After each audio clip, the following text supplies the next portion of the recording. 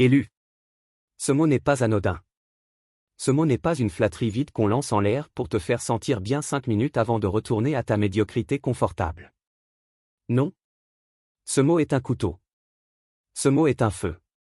Ce mot est la sentence que le ciel a prononcée sur ta vie avant même que tu aies poussé ton premier cri dans ce monde. Élu. Et pourtant, ils t'ont regardé et ils ont ri. Ils t'ont regardé et ils ont haussé les épaules. Ils t'ont regardé et ils ont dit, parfois à voix haute, souvent dans leur tête, celui-là, il ne va pas loin.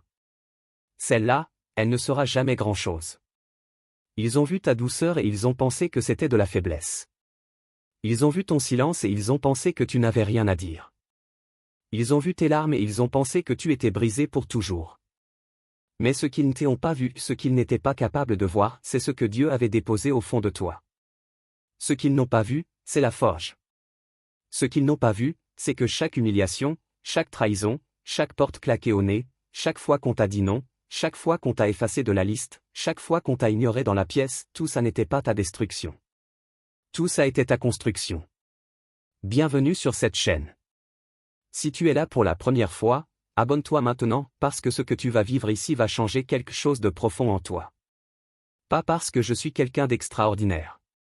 Mais parce que Dieu est extraordinaire, et il a mis sur mon cœur de parler à des gens exactement comme toi. Des gens qui se sentent différents.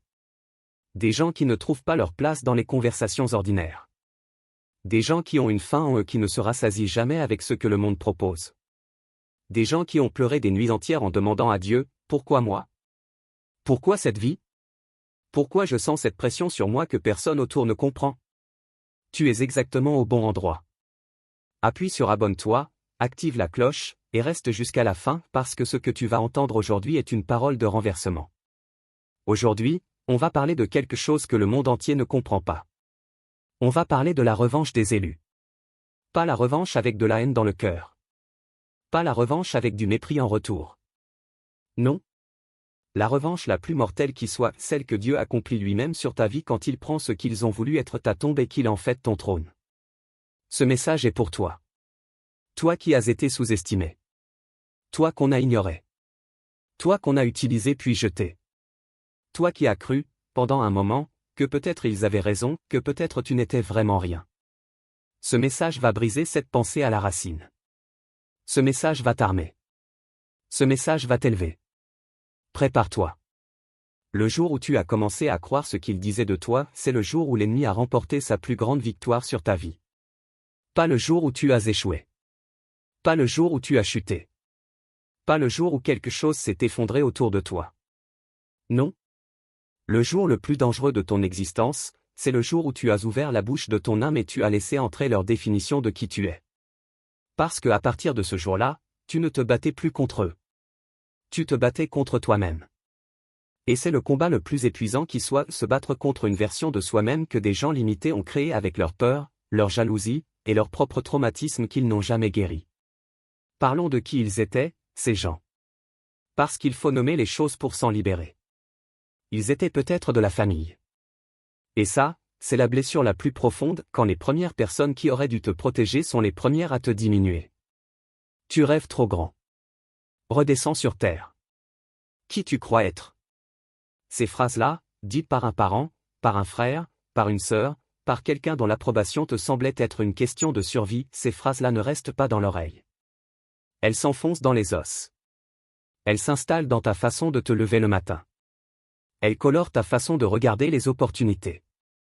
Elles murmurent encore à 3 heures du matin quand tout est silencieux et que tu es seul avec toi-même. Ou peut-être que c'était à l'école. Un professeur qui regardait à travers toi comme si tu n'existais pas. Des camarades qui riaient. Ce sentiment d'être invisible dans une pièce pleine de monde, d'être présent physiquement mais effacé de toutes les façons qui comptent. Et tu rentrais chez toi avec ce poids. Et personne ne voyait ce poids. Et tu apprenais à le porter seul.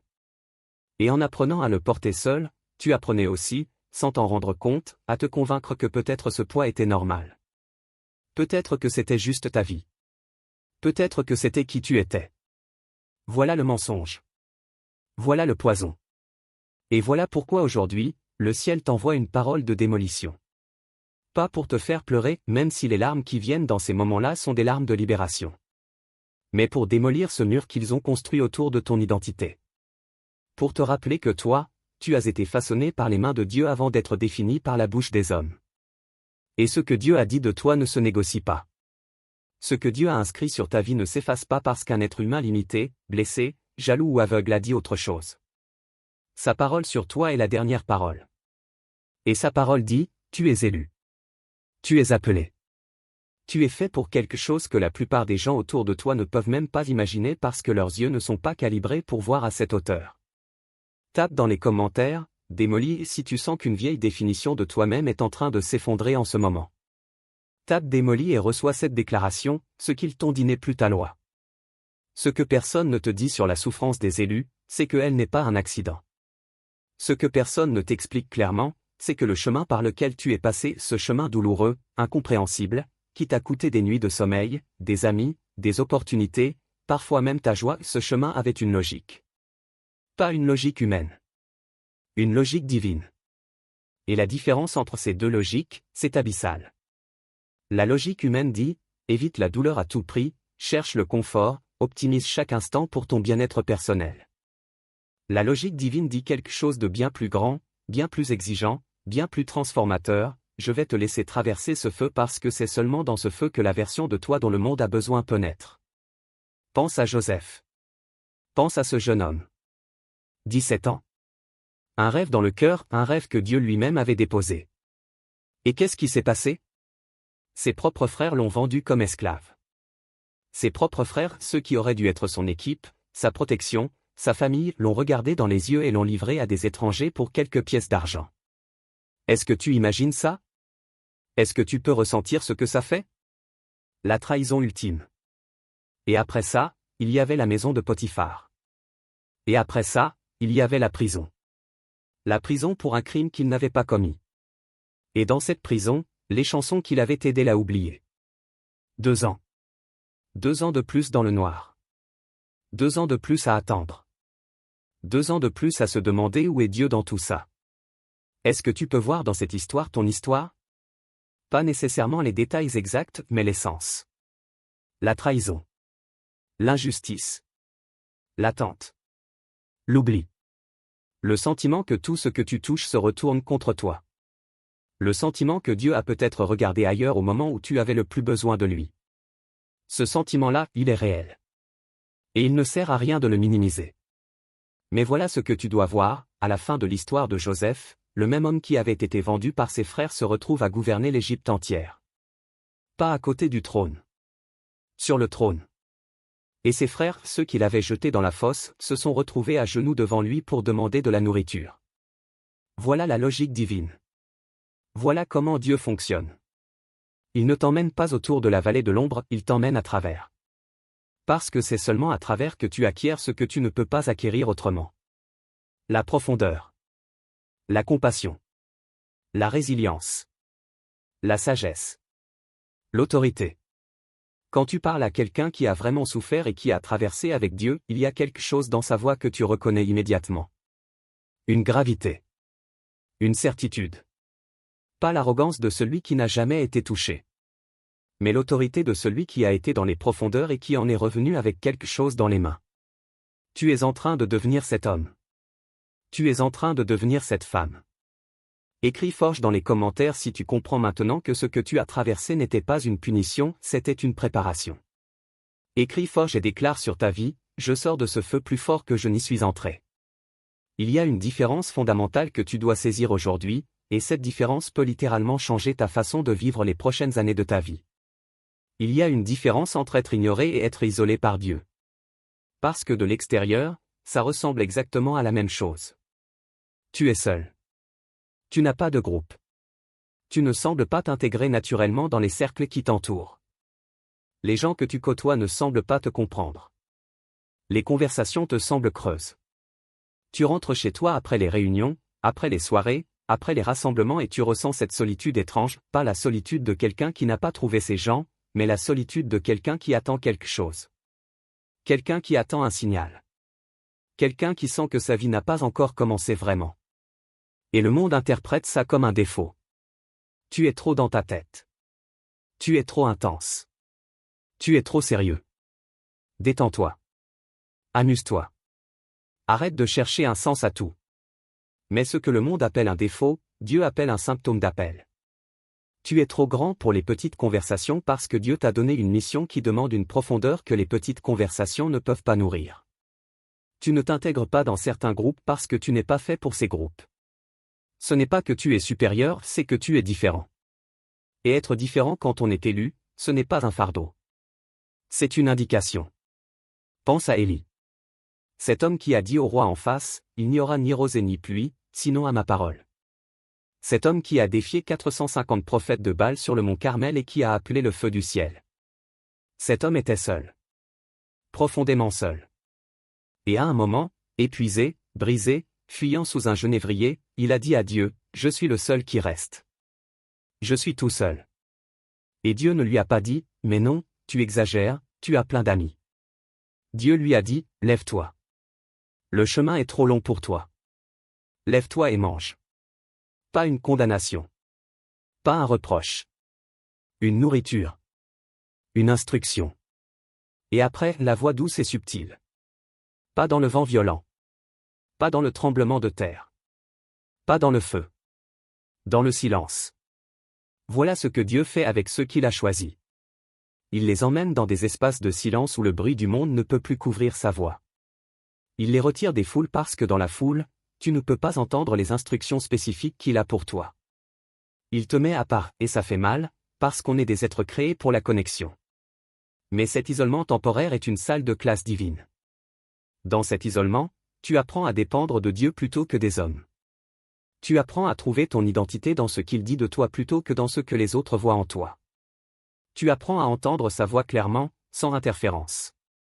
Et cette capacité à entendre Dieu clairement, c'est le super pouvoir des élus. Alors si aujourd'hui tu es dans une saison de solitude, si tu te demandes pourquoi ton cercle s'est rétréci, pourquoi certaines personnes ont disparu, pourquoi tu n'arrives plus à avoir les mêmes conversations qu'avant, ne te bats pas contre ça. C'est peut-être Dieu qui nettoie l'espace. C'est peut-être Dieu qui crée du silence pour pouvoir parler. C'est peut-être Dieu qui te prépare pour un cercle dont tu ne peux pas encore imaginer la qualité. Les gens qui vont entrer dans ta prochaine saison ne ressemblent pas aux gens qui sont partis. Ils sont calibrés pour ce que tu es en train de devenir, pas pour ce que tu étais. Tape dans les commentaires, préparez, si tu comprends que ta solitude n'était pas un rejet du monde, mais une invitation de Dieu. Tape préparez, et reçois cette vérité, ce vide qu'ils ont créé autour de toi, Dieu va le remplir avec ce que tu n'as même pas encore osé demander. Parlons maintenant de la revanche. Parce que c'est le mot dans le titre de cette vidéo et je dois être très précis avec lui, parce que selon comment tu comprends ce mot, il peut te libérer ou te détruire. Il y a une revanche que la chair désire. Une revanche que la douleur fabrique dans les nuits sombres. C'est la revanche qui dit, je veux qu'ils souffrent comme j'ai souffert. Je veux qu'ils voient leur erreur. Je veux qu'ils viennent ramper à mes pieds et me demander pardon. Je veux les regarder dans les yeux au moment où leur vie s'effondre et savoir que c'est ma victoire. Cette revanche-là, elle a une odeur. Elle sent le poison. Elle sent la prison. Parce que tant que tu attends cette revanche-là, tu leur donnes le pouvoir sur ton futur. Tu leur donnes le pouvoir de définir quand ta vie peut avancer. Tu restes enchaîné à eux en attendant leur chute. Non. La revanche dont je te parle est d'une autre nature entièrement.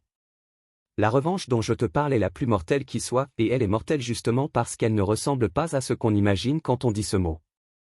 La revanche dont je te parle, c'est de s'élever tellement haut que leur opinion de toi devient simplement irrelevante. La revanche dont je te parle, c'est de vivre si pleinement dans ta destinée que leur trahison finit par paraître comme une nécessité, parce que sans elle, tu n'aurais jamais trouvé le chemin. La revanche dont je te parle, c'est Joseph devant ses frères qui dit, « Vous aviez pensé à mal contre moi, mais Dieu avait pensé à bien. » Ce n'est pas de la faiblesse. C'est la compréhension la plus profonde de la souveraineté divine. Et c'est cette compréhension qui libère. Cette revanche est mortelle pour l'ennemi parce qu'il ne peut pas la combattre. Si tu réagis avec de la haine, il peut alimenter la haine. Si tu réagis avec de l'amertume, il peut alimenter l'amertume. Si tu réagis avec le désir de vengeance, il peut te garder dans cette attente indéfiniment. Mais si tu décides de pardonner, pas oublier, pas prétendre que ça n'a pas eu lieu, mais pardonner au sens de relâcher ce droit à la vengeance et le remettre dans les mains de Dieu, alors tu deviens impossible à toucher. Parce que tu n'es plus réactif. Tu n'es plus prisonnier. Tu es libre. Et un élu libre est la chose la plus dangereuse qui existe pour les forces qui ont essayé de te détruire. Pense à ce que ça signifie concrètement. Quelqu'un t'a volé une opportunité. Quelqu'un t'a pris ce qui t'appartenait. Et pendant des mois, peut-être des années, tu as porté ce poids. Tu leur as accordé, dans ton esprit, une présence quotidienne qu'ils ne méritaient pas. Tu t'es réveillé en pensant à eux. Tu as construit des arguments dans ta tête. Tu as imaginé des scènes de confrontation. Et pendant tout ce temps, ta vie était en pause. Ton énergie qui aurait dû aller vers ta vision, vers ta construction, vers ta relation avec Dieu, cette énergie partait dans leur direction. Voilà comment ils continuaient à te voler même après t'avoir quitté. La revanche mortelle commence le jour où tu décides que tu leur reprends cette énergie. Ce jour où tu te réveilles et au lieu de penser à eux, tu penses à ta mission. Ce jour où tu utilises la douleur qu'ils t'ont causée comme du carburant plutôt que comme une prison. Ce jour où tu prends tout ce qu'ils ont essayé de faire pour te détruire et tu le transformes en matière première pour ta reconstruction. Ce jour-là, la guerre est terminée. Et tu l'as gagnée. Pas en les frappant, mais en refusant de rester sur le champ de bataille qu'ils avaient choisi pour toi. Tu changes de terrain. Tu montes en altitude. Et de là où tu vas, tu ne peux même plus les voir clairement. Non pas parce que tu les méprises, mais parce que tu as avancé trop loin. Jésus a dit quelque chose de radical, aimez vos ennemis, bénissez ceux qui vous maudissent. Ce n'est pas de la naïveté. C'est la stratégie la plus avancée qui existe. Parce que quand tu bénis ceux qui t'ont maudit, tu coupes le fil karmique qui vous reliait. Tu fermes la porte à toute emprise. Et Dieu, qui voit tout, qui rend compte à chacun de ses actes, qui ne laisse aucune injustice sans réponse, Dieu prend en main ta cause. Et je te le dis avec tout ce que j'ai en moi, tu ne veux pas avoir Dieu comme adversaire. Ceux qui t'ont fait du mal sont peut-être puissants par les standards humains. Mais Dieu n'a besoin que d'un souffle pour renverser ce que les hommes ont mis des années à construire. Écris dans les commentaires, et ma revanche est entre ses mains si tu remets ta justice à Dieu aujourd'hui. Écris-le et libère-toi. Libère-toi du poids de devoir être celui ou celle qui règle les comptes. Remets ça à Dieu et concentre-toi sur ton ascension. Il y a des nuits que tu n'as jamais racontées à personne. Des nuits où tu étais tellement à bout que les mots ne venaient même plus. Juste des larmes. Juste ce poids dans la poitrine qui ne se desserrait pas. Juste cette question suspendue dans le noir, Seigneur, jusqu'à quand? Ces nuits-là, je ne veux pas que tu les minimises. Je ne veux pas que tu les balages d'un revers de la main en disant, oh c'est du passé, j'ai avancé. Non. Ces nuits méritent d'être honorées. Pas célébrées dans la douleur mais reconnues pour ce qu'elles étaient réellement. Et ce qu'elles étaient, ce n'était pas de la faiblesse. C'était du labeur spirituel. Dans la Bible, il y a un verset qui dit que Dieu collecte tes larmes dans une outre. Psaume 56, 8. Tu as compté mes errances, recueilli mes larmes dans ton outre, n'est-ce pas là, dans ton livre? Dieu garde une trace de chaque larme. Pas métaphoriquement seulement, spirituellement, réellement. Chaque larme que tu as versée dans le secret, Dieu l'a vue. Chaque nuit où tu as pleuré sans pouvoir t'arrêter, Dieu était dans cette pièce. Et ces larmes, elles ont une valeur que tu ne peux pas encore mesurer. Elles ont planté quelque chose dans le sol de ta vie que le soleil n'avait pas encore eu le temps de faire germer. Elles ont cultivé une profondeur en toi que les années de succès facile n'auraient jamais pu donner. Il y a des choses qui ne se développent que dans les larmes. La compassion véritable, pas la compassion de performance qu'on affiche pour paraître bon, mais la compassion qui vient des entrailles, elle ne se développe que chez quelqu'un qui a lui-même souffert. L'autorité spirituelle, pas l'autorité de titre, pas l'autorité de position, mais l'autorité qui fait que quand tu parles, quelque chose se passe, elle vient de quelqu'un qui s'est battu avec Dieu dans la nuit comme Jacob et qui ne l'a pas lâché. La persévérance, la vraie, celle qui ne se brise pas sous la pression, elle se forge dans les saisons où tout le reste dit « abandonne ». Et ta vie est pleine de ces saisons. Et tu ne les as pas abandonnées. Tu es encore là. Et le fait que tu sois encore là en dit plus long sur qui tu es que n'importe quel succès que tu n'aurais pas encore obtenu. Ce que tes larmes ont construit, c'est une fondation que les gens qui n'ont jamais souffert ne peuvent pas comprendre et surtout ne peuvent pas imiter. Ils peuvent copier ta méthode. Ils peuvent reprendre tes idées. Ils peuvent essayer de reproduire tes résultats. Mais ils ne peuvent pas copier ce que la souffrance a déposé en toi. Ils ne peuvent pas copier ta profondeur. Ils ne peuvent pas copier ta capacité à tenir debout dans les tempêtes. Ils ne peuvent pas copier la relation intime que tu as développée avec Dieu dans les moments où personne d'autre n'était là. C'est ton capital invisible. Et ce capital-là, dans le royaume, vaut infiniment plus que tout ce qu'ils t'ont pris. Et voilà ce qui va se passer. Voilà la partie que je veux que tu reçoives pleinement. Tout ce que tu as construit dans le secret, dans les larmes, dans les nuits, ça va devenir public. Pas parce que tu vas te vanter. Mais parce que Dieu a l'habitude de révéler dans la lumière ce qui a été semé dans les ténèbres. Les personnes que tu vas aider dans ta prochaine saison, tu vas pouvoir les aider parce que tu as été là où elles sont. Tu vas pouvoir leur dire avec conviction, je sais ce que tu traverses. J'y étais. Et je suis sorti de l'autre côté. Et ces mots-là, dits avec cette authenticité, vont faire quelque chose que les discours polis ne peuvent jamais faire. Ils vont libérer des gens. Ils vont changer des vies.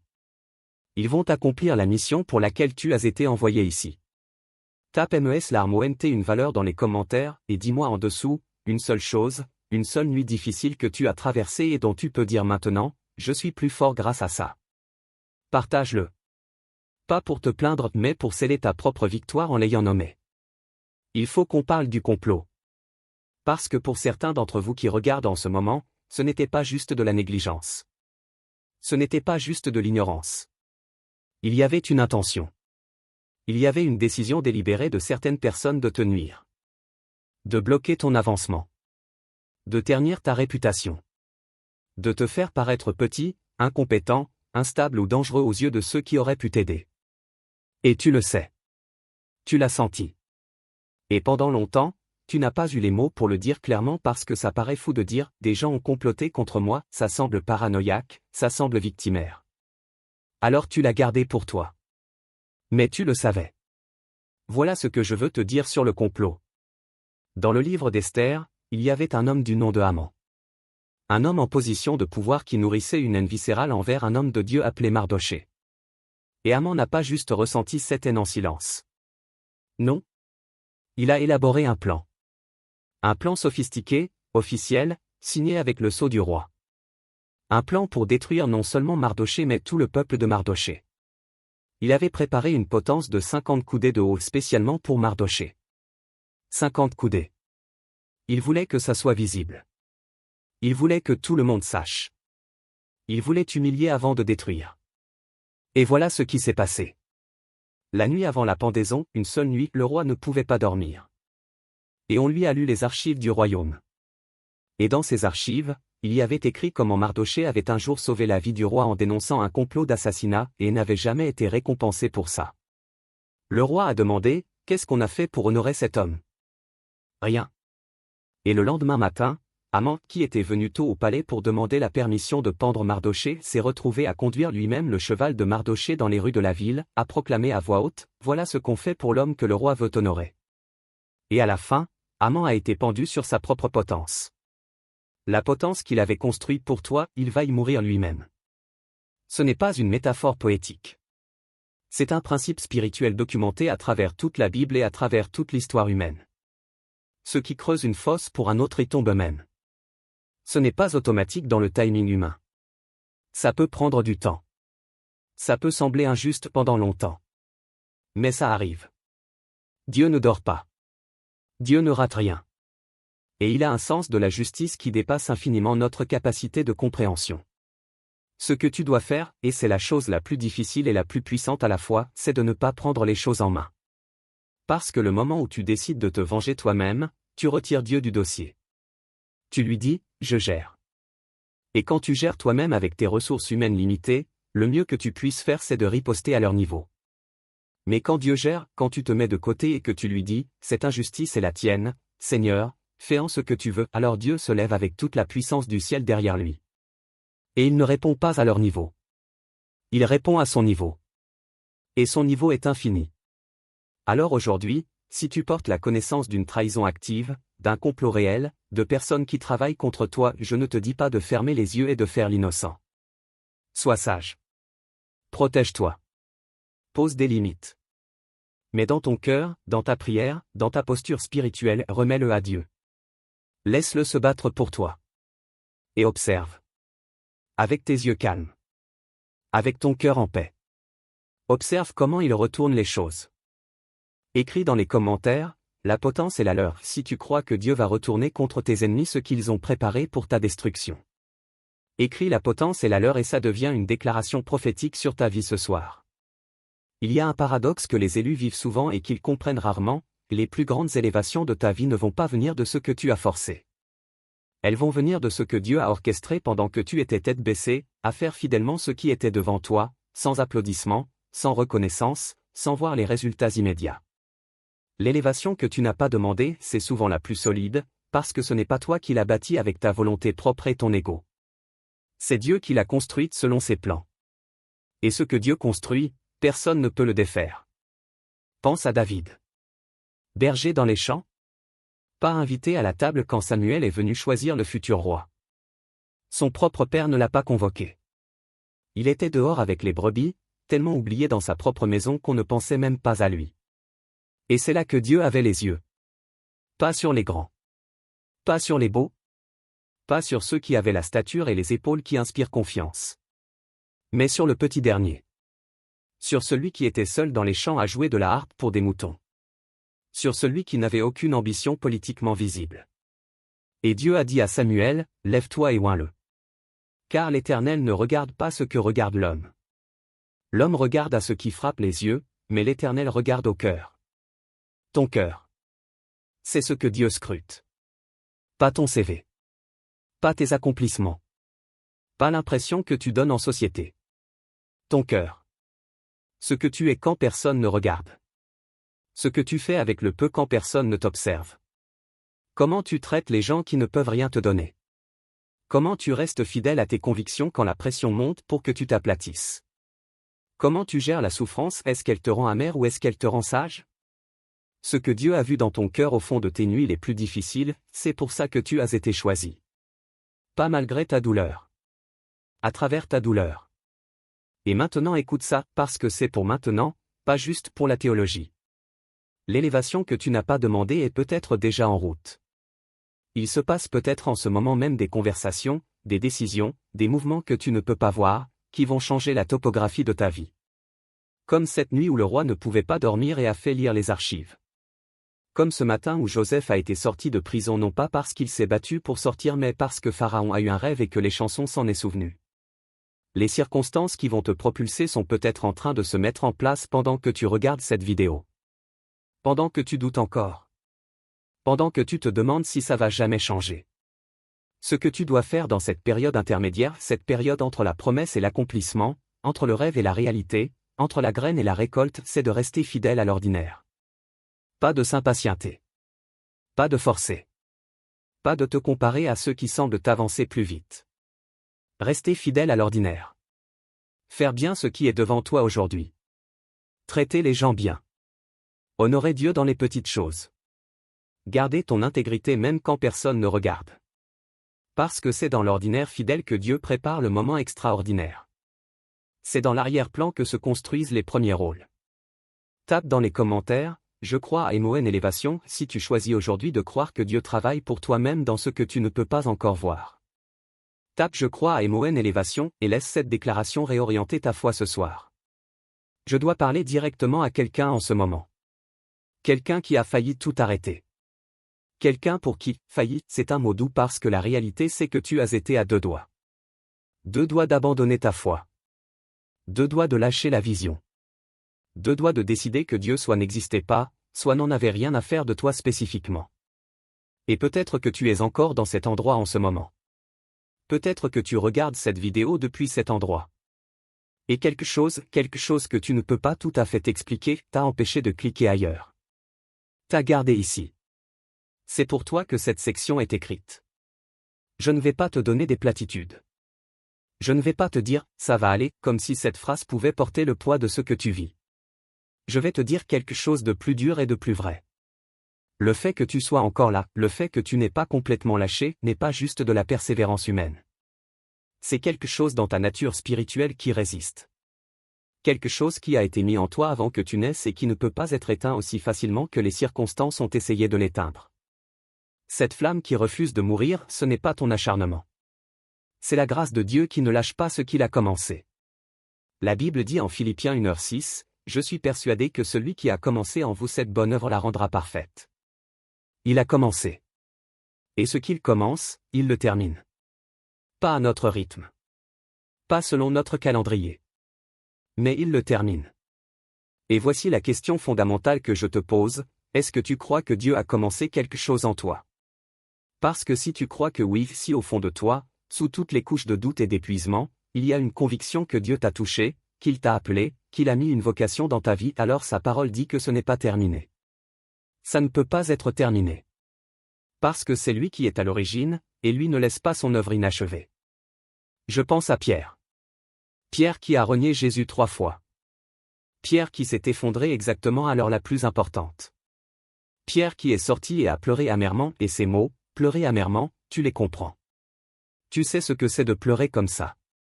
De pleurer parce que tu t'es trahi toi-même. De pleurer parce que tu n'as pas été qui tu pensais être. De pleurer parce que tu as failli à quelque chose de sacré. Et après la résurrection, après tout ça, Jésus cherche spécialement Pierre. L'ange dit aux femmes, allez dire à ses disciples et à Pierre. Et à Pierre. Spécialement. Particulièrement. Comme si Dieu voulait s'assurer que celui qui pensait être disqualifié sache qu'il ne l'est pas. Toi, qui penses être disqualifié pour ta vie que tu as menée avant. Toi, qui penses être disqualifié pour les erreurs que tu as faites. Toi, qui penses être disqualifié pour les fois où tu as lâché la main de Dieu et où tu t'es retrouvé dans des endroits dont tu n'es pas fier. Écoute-moi. Il t'envoie un ange spécialement. Il t'envoie cette parole spécialement. Pas un message générique de consolation. Mais une invitation nominale, personnelle, intime, viens. Reviens. Tu n'es pas disqualifié. Tu n'es pas fini. Ta défaillance n'est pas ta définition. Et tout comme il a fait de Pierre, celui qui avait renié la pierre sur laquelle il a bâti son église, il peut prendre ton histoire la plus honteuse et en faire le fondation de quelque chose qui libère des milliers de personnes. Mais pour ça, il faut que tu te lèves. Il faut que tu décides ce soir, pas demain matin, ce soir, que tu ne vas pas rester dans cet endroit. Il faut que tu ouvres la bouche et que tu dises à Dieu, je suis encore là. Je suis fatigué. Je suis confus. Je ne comprends pas tout. Mais je suis encore là. Et cette prière-là, aussi simple qu'elle soit, aussi épuisée qu'elle soit, elle suffit. Elle suffit pour que Dieu recommence à travailler. Elle suffit pour que le souffle revienne. Elle suffit pour que le lendemain soit différent. Tape dans les commentaires, encore elle a accent grave si tu as failli abandonner mais que tu tiens encore. Tape encore elle a accent grave et sache que je vais prier pour toi personnellement. Et sache que le ciel te voit. Et sache que, encore là, est exactement l'endroit d'où les grandes histoires recommencent. On arrive à la fin de ce message. Et je veux que tu repartes avec quelque chose de concret. Pas juste une émotion, même si l'émotion a son rôle. Pas juste une inspiration, même si l'inspiration est un début. Mais une vérité que tu peux emporter avec toi, que tu peux relire, que tu peux te rappeler les jours où ça va moins bien, les jours où le doute revient, les jours où la voix de l'ennemi est plus forte que d'habitude. Une vérité qui tient debout sous la pression. Voilà cette vérité, ta revanche la plus mortelle, c'est ta vie pleinement vécue. C'est de te lever chaque matin en sachant que tu es élu, que tu es appelé, que tu as une mission qui te dépasse et qui te comprend à la fois. C'est de refuser de définir ta vie par ce qu'on t'a fait et de la définir par ce que Dieu a dit. C'est de ne plus te battre pour convaincre ceux qui ne veulent pas voir mais de marcher si clairement dans ta vocation que ceux qui ont les yeux pour voir seront attirés par ta lumière. C'est de transformer chaque douleur en enseignement, chaque échec en expérience, chaque trahison en carburant, chaque larme en semence. C'est de devenir tellement toi-même, tellement pleinement, courageusement, divinement toi-même, que ceux qui avaient parié sur ta perte devront admettre en silence qu'ils avaient tort. Et pour ceux qui t'ont fait du mal, voilà ce que ta vie pleinement vécue leur dit sans que tu prononçais un seul mot de reproche. Elle dit, vous n'aviez pas le pouvoir que vous pensiez avoir sur moi. Elle dit, Dieu était plus grand que votre plan. Elle dit, ce que vous avez essayé de détruire est debout. Elle dit, je suis libre. Et cette liberté vivante, visible, rayonnante est la condamnation la plus éloquente que tu puisses jamais prononcer sur leur injustice. Non pas avec des accusations. Mais avec ta vie. Tu vas partir de cette vidéo avec des instructions. Des instructions simples mais absolument capitales. Première instruction, décide aujourd'hui que tu crois en ce que Dieu a dit de toi plus qu'en ce que les hommes ont dit. Écris-le si tu dois. Mets-le quelque part où tu peux le voir. Je crois ce que Dieu dit de moi. Deuxième instruction, identifie une chose concrète que tu es reporté par peur, par honte, par sentiment de ne pas être assez. Une chose. Et fais le premier pas vers cette chose cette semaine. Pas la chose entière, le premier pas. Parce que Dieu honore les commencements humbles. Troisième instruction, prie. Vraiment. Pas du bout des lèvres. Pas par habitude. Mais avec ta vraie voix, ta vraie douleur, ta vraie faim. Parle à Dieu comme à quelqu'un qui est là, qui t'entend, qui tient compte de chaque mot que tu dis. Parce que c'est exactement qui il est. Cette chaîne est ton espace. Si tu n'es pas encore abonné, c'est le moment. Appuie sur le bouton. Active la cloche. Parce que chaque semaine on revient ici pour faire exactement ce qu'on a fait ensemble aujourd'hui. Pour déposer les fardeaux. Pour recevoir des paroles qui changent quelque chose de réel. Pour se rappeler mutuellement qui on est et pourquoi on est ici. Tu n'as pas à traverser cette vie seul. Tu n'as pas à porter seul le poids d'être différent, d'être appelé, d'être sur un chemin que la plupart ne comprennent pas. Il y a une communauté ici. Et cette communauté est en train de grandir, un élu à la fois. Alors je te laisse avec ça. Ils pensaient que tu étais sans danger. Ils pensaient que tu étais fini. Ils pensaient que ce qu'ils t'avaient fait avait réglé la question une bonne fois pour toutes. Mais Dieu a pris leur plan et l'a retourné. Dieu a pris leur fosse et l'a transformé en fondation. Dieu a pris leur rejet et l'a transformé en redirection vers quelque chose bien plus grand que ce que tu avais imaginé. Et ta revanche, cette revanche mortelle, silencieuse, divine, est en train de se déployer. Pas à leur rythme. À son rythme. Et quand elle sera pleinement manifeste, il n'y aura plus de place pour le doute. Ni pour toi. Ni pour eux. Lève-toi, élu. Lève-toi, élu. Ton heure est venue. Tape une dernière fois dans les commentaires, levez, si tu repars de cette vidéo debout. Si tu repars avec quelque chose de changé en toi. Si tu repars avec la décision de ne plus jamais laisser leur opinion de toi être plus forte que la parole de Dieu sur toi. Tape levé, et que ce mot soit le début de la prochaine saison de ta vie. La plus belle. La plus puissante. La plus vraie. À la prochaine. Je t'aime avec la charité de Christ.